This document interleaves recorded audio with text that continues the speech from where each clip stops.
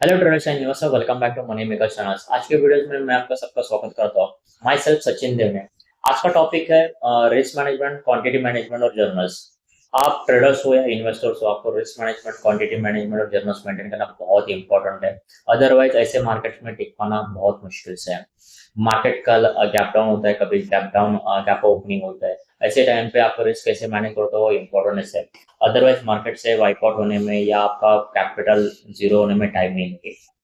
तो 60 to 90% जो traders है, जो रिस्क मैनेजमेंट की वजह से मार्केट से एग्जिट कर लेते हैं, उनको रिस्क कैसे मैनेज करनी है वो नहीं पता है। तो मैंने आज एक्सेल शीट में आपको जर्नल्स भी कैसे मेंटेन करना चाहिए, ट्रेडिंग्स का क्वांटिटी कैसे मैनेज करनी है वो भी दिखाया, और आपको रिस्क कैसे मैनेज करनी है वो भी सिखाया। आपको मैक्स टू मैक्स मार्केट में 1% रिस्क लेके काम करना चाहिए। उसके ऊपर ऊपर आप रिस्क लेके काम करते हो तो आप आपका ट्रेडिंग जर्नल्स या आपका रिस्क एपेटाइट बहुत ज़्यादा होती है। तो ऐसे टाइम पे आपको कैसे रिस्क मैनेज करनी चाहिए, कैसे क्वांटिटी मैनेज करनी चाहिए और कैसे जर्नल्स मेंटेन करना चाहिए, वो मैंने सबका पूरा एक वीडियो बना के मैंने यूट्यूब पे अपलोड कर रहा हूँ। तो डिटेल में अंत तक देखना। ये एक्सेल शीट है जहाँ पे मैं मेरा ट्रेडिंग जर्नल्स भी मेंटेन कर लेता हूँ, क्वांटिटी मैनेजमेंट भी कर लेता हूँ, रिस्क मैनेजमेंट भी कर लेता हूँ। अभी कोई भी मेडिकल्स में जाते हो तो वहाँ पे एक जो शॉपकीपर्स होता है वो क्या करता है, आपको जब भी वो टैबलेट भी बेचता है वो नोट करके रखता है, मैंने कितनी क्या टैबलेट बेची है, कौन से रेट रेट पे बेची है, वो सब लिख देता है। और जिस उसके पास जो टैबलेट्स नहीं है या मेडिसिन नहीं है वो नोट करके रखता है, बोलता है कि नेक्स्ट डे पे आएगा, 2-3 दिन में आएगा। बराबर है। वैसे ही अपने को अपने मार्केट्स में या आप जो बिजनेस कर रहे हो ट्रेडिंग का, उसमें आपको रिस्क मैनेजमेंट और जर्नल्स मेंटेन करना बहुत इंपॉर्टेंट है। राइट। अभी आपको रिस्क कितना लेना चाहिए वो आपके ऊपर डिपेंड करता है। अभी एग्जांपल्स के साथ चेक करेंगे कि कितना परसेंट रिस्क लेना चाहिए। तो फॉर एग्जांपल के लिए आप ट्रेडिंग कैपिटल मान लो, आपका 10 लाख रुपीज का ट्रेडिंग कैपिटल है, यहाँ पे मैंने मेंशन करके रखे हैं। ओके। तो उसके ऊपर आपको कितना परसेंट रिस्क लेना चाहिए तो आप अपने मार्केट में सेफ रह सकते हो या मार्केट में सेफ रह सकते हो। राइट। आप अनवांटेड जो रिस्क लेंगे तो मार्केट से वाइप आउट होने में टाइम नहीं लगेगा।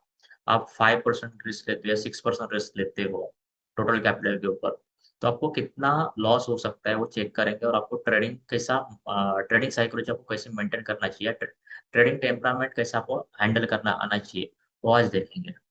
तो मैं कैलकुलेटर ओपन कर लेता हूँ यहाँ पे।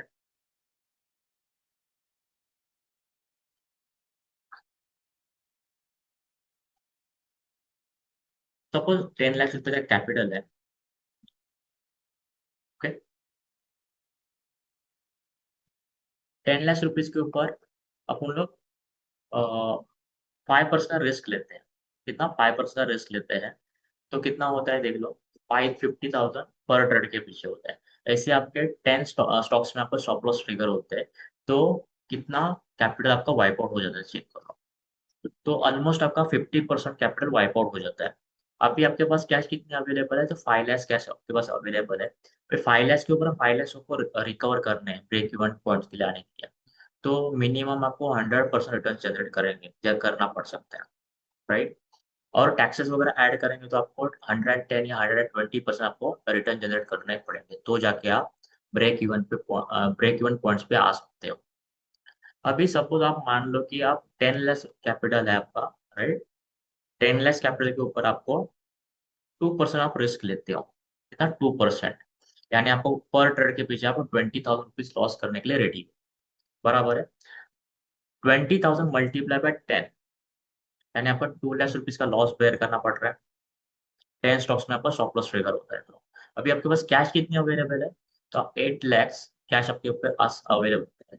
8 लाख कैश आपके पास अवेलेबल है। 8 लाख के ऊपर आपको 2 लाख रिकवर करने हैं। तो आपको मिनिमम 20% से 25% के बीच में आपको रिटर्न जनरेट करने पड़ सकते हैं। ओके। और इसके ऊपर आप रिस्क लेते हो यार 3% वगैरह, तो आपका माइंड सेट थोड़ा चेंज हो सकता है। इसका इसके वजह से आप क्या करोगे कि मुझे इतना 30%, 40%, 50% रिटर्न जनरेट करने हैं। तो आप क्या करोगे कि आपका जो ट्रेडिंग जर्नी है या वो ट्रेडिंग्स में क्या करोगे कि पैनिक सेलिंग कर सकते हो, पैनिक ट्रेड कर सकते हो, और ओवर ट्रेडिंग भी कर सकते हो। राइट। इसके वजह से आपको रिस्क कितनी लेनी चाहिए वो पहले पहले से आपके पास डिसाइड होनी चाहिए, उसके बाद ही आप ट्रेड करना चाहिए। तो मार्केट में लगभग लगभग आपको पर ट्रेड के पीछे 1% रिस्क लेनी चाहिए। टोटल कैपिटल का 1% यानी 10,000 रुपीज के आसपास आपका रिस्क आता है। तो मैंने ट्रेडिंग कैपिटल लिया है 1%। 1% पे कितना आता है देखो, तो 10,000 रुपीज पर ट्रेड के पीछे मैं लॉस करने के लिए रेडी हूँ। अभी सपोज मेरे ट्रेंड 10 स्टॉक्स में ऐसे हिट होता है, तो कितना परसेंट का लॉस होता है, तो 1 लाख रुपीज का मुझे लॉस होता है। अभी मेरे पास कैश कितनी बची है, तो 9 लाख कैश बची है। 9 लाख के ऊपर मुझे 1 लाख रिकवर करना है, तो यानी मुझे लगभग लगभग आपको 12% और 15% रिटर्न जनरेट करना है। वो तो मार्केट आपको आपको ट्रेडिंग अच्छी करते हो, आपका स्टॉक सिलेक्शन परफेक्ट है, तो आपका रिटर्न बन सकते हैं। ओके, तो मार्केट में आपको टोटल कैपिटल के ऊपर 1% टू 1.5% रिस्क लेनी चाहिए। उसके ऊपर आप रिस्क लेते हो तो आपका टेम्परामेंट हिल सकते हैं। क्लियर है? तो अभी मैं यहाँ पे आपको एक्सेल शीट में बता देता हूँ कैसा मेंटेन करना चाहिए। अभी देखो, मेरा यहाँ पे मैंने नाम डाल दिया सचिन देवने करके। स्टार्टिंग बैलेंस है मेरा 10 लाख रुपीज का, एग्जाम्पल के लिए लिया है मैंने राउंड फिगर में। Profit and loss close trades, यहाँ पे क्या आएगा ना कि आपको यहाँ पे जो टोटल होगा प्लस माइनस करके यहाँ पे एडजस्टमेंट करके आएगा। मैंने यहाँ पे फॉर्मूला डाला है, is equal to sum bracket open, और जो गेन और लॉस इन परसेंटेज है तो यहाँ पे मेंशन करके रखा है। Current account balance, starting balance plus profit and loss close trades, इसकी जो टोटल्स रहेगी वो यहाँ पे आएगी। सिंपल फॉर्मूला डाल के रखा है। अभी जर्नल्स पे आते हैं, तो मेरा पहला कॉलम से सीरियल नंबर, दूसरा कॉलम है मेरा डेट। डेट पे मैं क्या करूंगा, जिस दिन मैं ट्रेड इनिशिएट कर रहा हूँ उसी दिन का मेरा डेट आएगा। तो ऑलरेडी मैंने यहाँ पे एग्जांपल के लिए मैंने डेट मेंशन करके रख दिया। स्टॉक्स नेम आएगा, सेकंड थर्ड कॉलम है मेरा स्टॉक्स नेम, मतलब कौन से स्टॉक्स में आप ट्रेड कर रहे हो उसका नाम यहाँ पे आएगा। फोर्थ कॉलम है टाइम एंड टाइम फ्रेम, मतलब आप टाइम कौन से टाइम फ्रेम पे आप काम कर रहे हो, राइट? डेली टाइम फ्रेम पे काम कर रहे हो, वीकली टाइम फ्रेम पे काम कर रहे हो, या मंथली टाइम फ्रेम पे काम, या 15 टाइम मिनट्स के टाइम फ्रेम के ऊपर काम कर रहे हो। तो यहाँ पे आपका आएगा time frame, daily weekly monthly 15 minutes जो भी आप टाइम फ्रेम में काम करते हो उसका मेंशन, उसको यहाँ पे मेंशन कर देना। अभी एक्शंस क्या आएगा कि आप बाय करके ट्रेड कर रहे हो या सेल करके ट्रेड कर रहे हो, यानी आप शॉर्ट सेलिंग करते हो या आप लॉन्ग ट्रेडिंग करते हो, वो यहाँ पे आएगा। ओके, क्वांटिटी कैसा आएगा, तो क्वांटिटी के लिए ये मैंने फॉर्मूला डाल के रखा है, वो देखेंगे बाद। उसके बाद आएगा बाय प्राइस, मतलब कौन से रेट पे आप एंट्री कर रहे हो स्टॉक्स। सेल प्राइस, कौन से रेट पे सेल कर रहे हो उसका यहाँ पे आएगा, कौन से रेट पे आप सेल करोगे, नहीं कौन से रेट पे आपने सेल किया वो यहाँ पे मेंशन करेंगे। ये कब होगा, जिस दिन आपका ट्रेड कंप्लीट होगा ना उसी दिन आप उसको यहाँ पे मेंशन करेंगे। प्रॉफिट, अभी यहाँ पे भी एक फॉर्मूला डाल के रखा है, simple formula, sell price minus buy price है। स्टॉप लॉस, जो अपने ट्रेडिंग के टाइम पे, मतलब यानी आपने ट्रेड डिसाइड किया तो वो टाइम पे आपने स्टॉप लॉस डिसाइड किया रहेगा, वो यहाँ पे मेंशन करें। टारगेट, सिंपल, जिस दिन आपने ट्रेड इनिशिएट करने का सोचा रहेगा उसके बाद आपने बाय प्राइस भी मेंशन की रहेगी, सेल प्राइस भी, और स्टॉप लॉस भी। तो सेल प्राइस का मतलब आप टारगेट कौन सा डिसाइड किया है वो हिसाब से यहाँ पे मेंशन करना चाहिए। होल्डिंग डेज, यानी आपने वो पर्टिकुलर ट्रेड कितने महीने के लिए कितने दिन के लिए होल्ड किया है वो यहाँ पे मेंशन कर सकते हैं।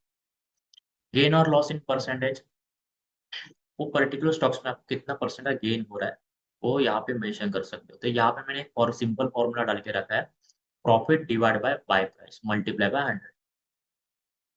उसके बाद एक कॉलम है गेन और लॉस इन रुपीज, यानी पर्टिकुलर स्टॉक्स में आपको रुपीज में कितना गेन हो रहा है, तो यहाँ पे आएगा।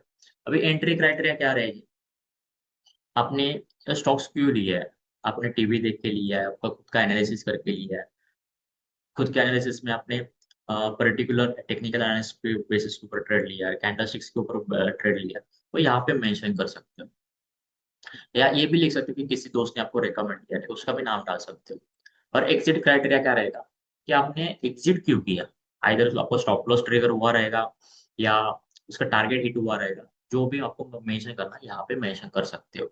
अदरवाइज आप उसमें लिख सकते हो कि मार्केट पैनिक होने की वजह से आपने अर्ली एग्जिट की है, तो वो भी यहाँ पे लिख सकते हो। ठीक है, अभी आते हैं रिस्क मैनेजमेंट पर। जर्नल्स तो कंप्लीट हो गया, अभी रिस्क मैनेजमेंट और क्वांटिटी मैनेजमेंट आपको एक साथ एक्सप्लेन कर लेता हूँ। रिस्क मैनेजमेंट तो सिखा दिया आपको कितनी रिस्क लेनी चाहिए। अभी मेरा टोटल कैपिटल है 10 लाख रुपीज। 10 लाख रुपीज के ऊपर मैं 1% रिस्क ले रहा हूँ। यहाँ पर भी मैंने एक फॉर्मूला डाल के रखा है, टोटल कैपिटल मल्टीप्लाई का 1%। तो 10 लाख के ऊपर मेरा रिस्क कितना आ रहा है, 10,000 रुपीज का। अभी उसके बाद लिखा है मैंने एंट्री पॉइंट नीचे। तो यहाँ पे आपको कौन से रेट पे आपको स्टॉक बाय करना है वो यहाँ पे मेंशन करेंगे। स्टॉप लॉस आपने जो मेंशन किया है उसी को यहाँ पे प्लेस करना है। अभी डिफरेंस जो लिखा है मैंने मेंशन करके रखा है, वो एंट्री माइनस स्टॉप लॉस, जो माइनस करने के बाद जो आंसर आएगा वो मेरा डिफरेंस रहेगा। अभी क्वांटिटी कैसे डिसाइड करनी है, तो total risk divide by difference, जो आंसर आएगा उतने का क्वांटिटी का ट्रेड डालना है। उससे ज्यादा ट्रेड डालोगे आपको लॉस करना पड़ सकता है। ओके, तो अभी एग्जांपल के साथ आप लोग देखते हैं। तो अभी ये जो ट्रेड्स ले रहा हूँ सिर्फ और सिर्फ एग्जांपल्स के लिए, ना कोई मेरा बाइंग का रिकमेंडेशन है ना सेलिंग का रिकमेंडेशन है। ये खाली एग्जांपल के लिए मैं आपको दिखा देता हूँ। अभी यहाँ पे कोई ट्रेड देख लेते हैं। अभी चलो यही स्टॉक्स का ट्रेंड देख लेते हैं। टाटा स्टील, ठीक है। अभी टाटा स्टील को मेरा स्टॉप लॉस क्या रहेगा वो चेक कर लेते हैं। मैं मेरा 186 के आसपास मेरा ब्रेकआउट कंफर्म हो रहा है, एक कप एंड हैंडल का एक ब्रेकआउट आ रहा है, वो ऑल टाइम हाई भी ब्रेक कर रहा है वीकली टाइम फ्रेम पे। तो मैं डिसाइड कर लेता हूँ अभी इसका स्टॉप लॉस क्या रहेगा। तो स्टॉप लॉस रहेगा मेरा 160 का स्टॉप लॉस रहेगा। अभी टारगेट क्या हो सकता है या रेजिस्टेंस कौन सा हो सकता है चेक कर लेते हैं। मैं इसका प्राइस रेंज कैलकुलेट करता हूँ, ब्रेकआउट के बाद ऐड कर लेता हूँ। तो मेरा 246 250 के आसपास जाना चाहिए, ऐसा हमारा एक ओपिनियन है। मेंशन कर लेते हैं, टाटा स्टील में आते हैं। अभी यहाँ पे डेट डाल देता हूँ, आज की डेट डाल दो 29 फर्स्ट 2026। अभी यहाँ पे मेंशन करते हैं टाटा स्टील।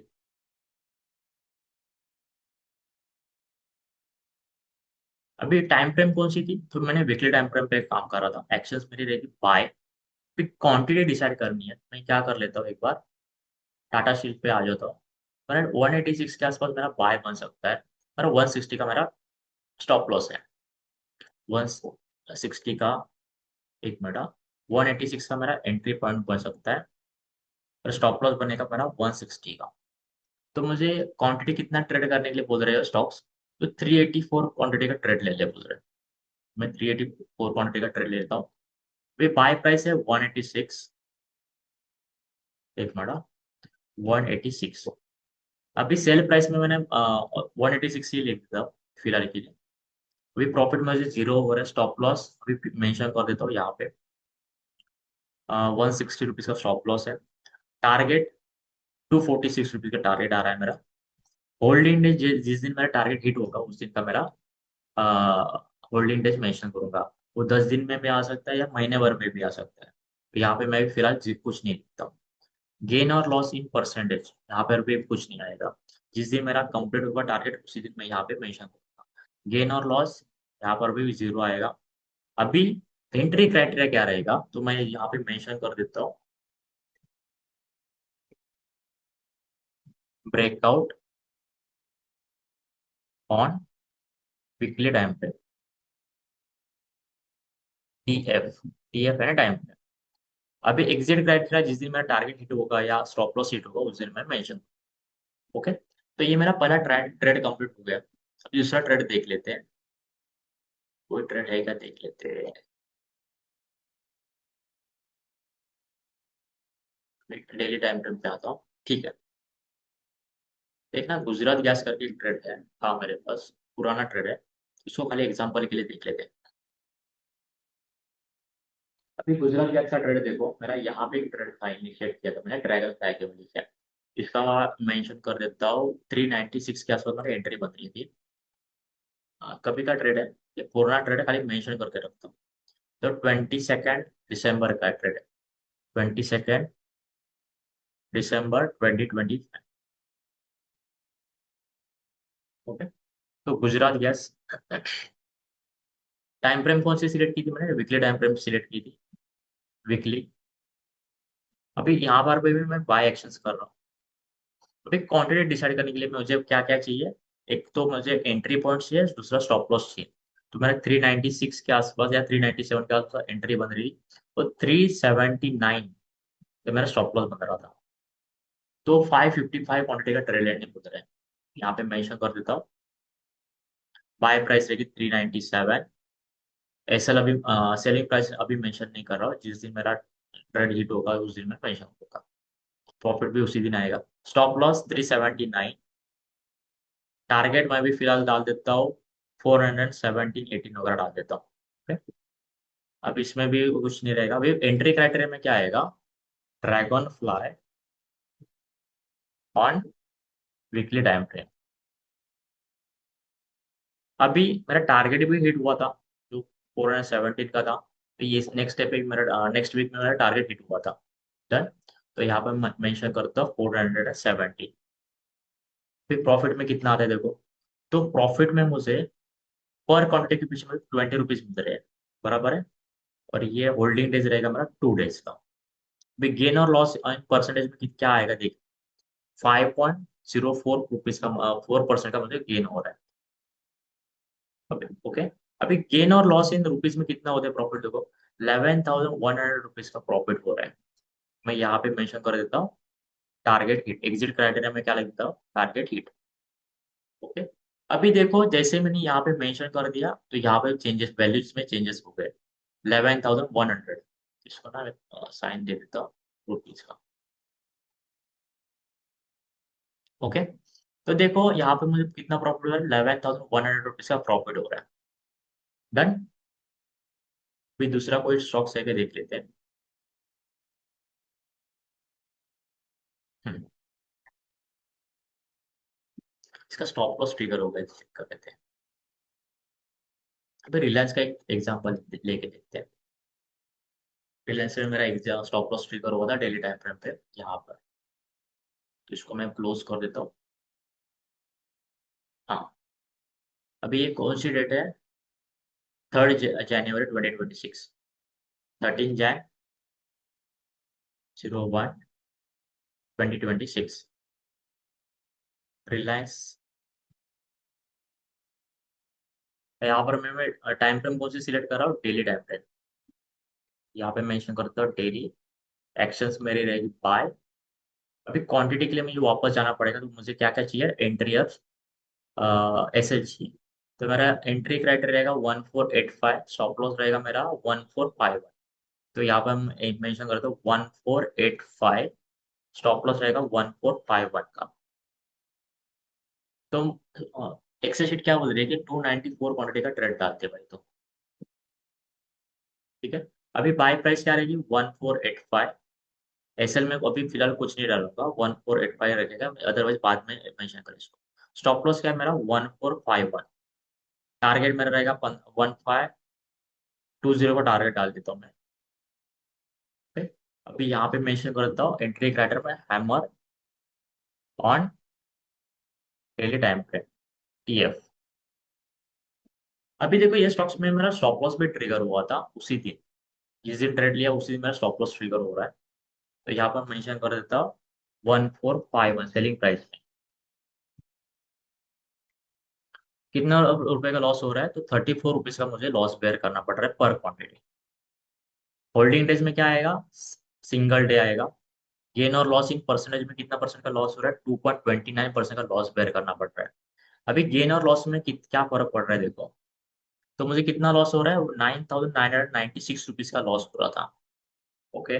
अभी देखो मैंने रिस्क कितनी डिसाइड की थी, 10,000 का रिस्क डिसाइड की थी, मुझे लॉस कितना हो रहा है, 9,996 रुपीज का लॉस हो रहा है।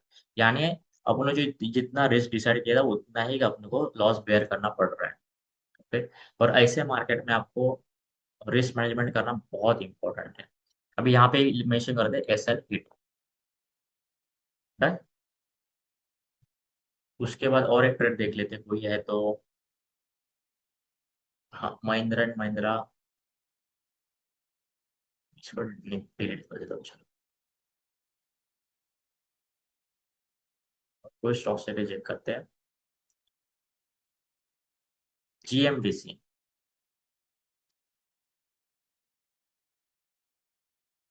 अभी सपोज मैंने यहाँ पे ट्रेड इनिशिएट कर रहा हूँ 528 526 के आसपास वगैरह, तो मुझे लॉस होता है या कैरी फॉरवर्ड करना पड़ता है वो चेक करेंगे। अभी देखते हैं ये स्टॉक्स कौन सा लेवल पे है। यहाँ पे मैंने सपोज मैंने बाय किया है 554 के आसपास 12 जैन को। यहाँ पे मेंशन करता है 12 जैन 2026। स्टॉक्स का नाम है GMDC। डेली टाइम फ्रेम पे ट्रेड कर रहा हूँ। बाय सेम ही है। अभी क्वांटिटी डिसाइड करने के लिए मुझे क्या चाहिए, एंट्री और एसएल चाहिए। तो यहाँ पर अभी हैमर बन रहा था। तो 568 के आसपास और 569 के आसपास मैं एंट्री ले रहा हूँ। और मैं स्टॉप लॉस रहेगा 534 का। 569 की मेरी एंट्री है, 534 का मेरा स्टॉप लॉस है। तो मुझे कितना क्वांटिटी का ट्रेड लेने बोल रहा है, 285 क्वांटिटी का ट्रेड ले ले भाई।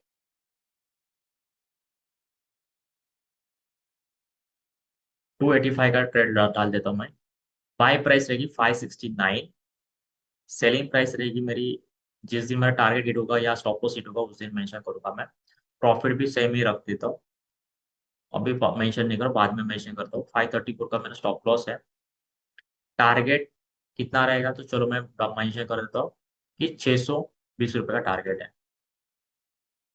होल्डिंग डेज जिस दिन ट्रेड कंप्लीट होगा उस दिन का देखेंगे। तो यहाँ पे मेंशन करता हूँ हैमर ऑन डेली टाइम।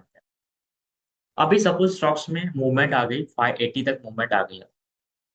और अपने 581 582 के आसपास अपने एग्जिट कर रहे हैं। 590 तक इसकी रैली आ गई थी। और आपने 585 के आसपास एग्जिट कर रहे हो। बट टारगेट क्या है आपका, 620 का टारगेट है। मगर डोनाल्ड ट्रंप ने बोला है कि भाई ऐसा ऐसा कुछ टैरिफ लगाने वाला हो। तो नेक्स्ट डे में आपको पता चला कि मार्केट नीचे आएगा। और उसी दिन आपने उसको बेच दिया 585 के आसपास, बराबर है। सेलिंग प्राइस भी यहाँ पे मेंशन करेंगे, 585 का सेलिंग प्राइस रहेगा। प्रॉफिट कितना होता है देख लेते हैं। 60 रुपीज का प्रॉफिट हो रहा है। इसमें अभी 4 दिन में अपना ट्रेड हिट हो रहा है।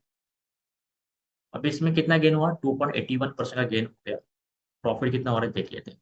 तो 4560 रुपीज का प्रॉफिट हो रहा है। इसका रीजन क्या है कि आपने अर्ली एग्जिट किया मार्केट से। तो यहाँ पे मेंशन करेंगे एग्जिट क्राइटेरिया में, अर्ली एग्जिट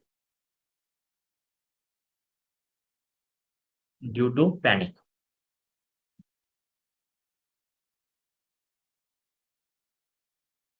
ओके। अभी जिस दिन ये एक्सेल शीट ओपन करोगे ना तो अभी आपको पता चलेगा कि इस दिन पे क्या हुआ था, आपने एग्जिट क्यों की थी अर्ली। इसके बाद आपका स्टॉप लॉस ट्रिगर होता है तो आपका डिसीजन अच्छा रहेगा ये।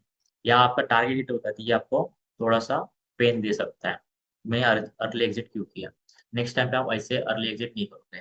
अगर आप स्टॉप लॉस लेके एग्जिट करोगे या आप टारगेट के लिए हिट वेट कर सकते हो। अभी दूसरा स्टॉक्स का ट्रेड देख लेते हैं। सैगिलो या स्टेट बैंक ऑफ इंडिया देखते हैं, SBI, ठीक है। अभी SBI को मैंने ये लेवल पे ट्रेड किया था 996 के आसपास होगा पक मान लो। अभी आज का ही डेट है इसका। अभी बीच में कुछ ट्रेड्स नहीं इसमें। तो यहाँ पर मैं 9,999 पे एंट्री कर रहा हूँ SBI में। इसका डेट डाल देता हूँ इसमें 2026। SBI daily time frame, buy price, entry है मेरे 9,999 के आसपास। स्टॉप लॉस मेरा 963 का, 999। SL है मेरा 963। अभी ये एक्सेल शीट क्या बोल रही है कि 277 क्वांटिटी का ट्रेड ले लें। 277 एंट्री क्राइटेरिया 9,999। ये 9,999 है। सेल प्राइस अभी मेंशन नहीं करेंगे, जिस दिन इसका टारगेट हिट होगा उस दिन देखेंगे। प्रॉफिट स्टॉप लॉस अभी मेंशन करें 963 रुपीज का। ओके। अभी टारगेट क्या लिखेंगे, इसका 1050 लिख देते हैं लगे। और ये स्टॉक्स ने इस मंथ में कुछ भी नहीं किया। तो क्या करोगे, इसको लॉस में तो नहीं निकालोगे या कॉस्ट टू कॉस्ट तो नहीं निकालोगे, बराबर है। अभी यहाँ पे भी कुछ नहीं लिखेंगे, गेन और लॉसिंग। यहाँ पे मेंशन करेंगे एंट्री क्राइटेरिया में breakout on daily time frame.